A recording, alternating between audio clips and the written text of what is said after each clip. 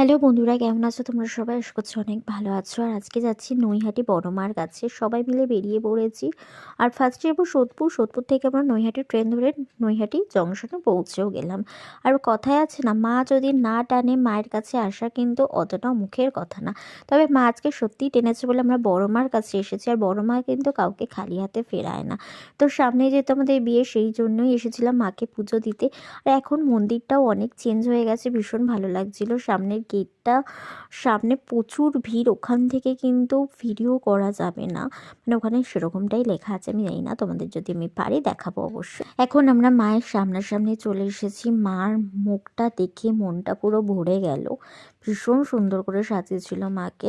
তারপর ওখান থেকে বেরিয়ে একটু খাওয়া দাওয়া করে বাড়ির দিকে রিটার্ন হলাম। আর ওখান থেকে নিয়ে এসেছিলাম মায়ের মূর্তি আমাদের স্মৃতির জন্য আর পুজো দেওয়ার জন্য। ধর্ম হোক যার যার, বড় মার সভা। তো ভিডিওটা একটুখানি টাটা, দেখুন ভিডিও।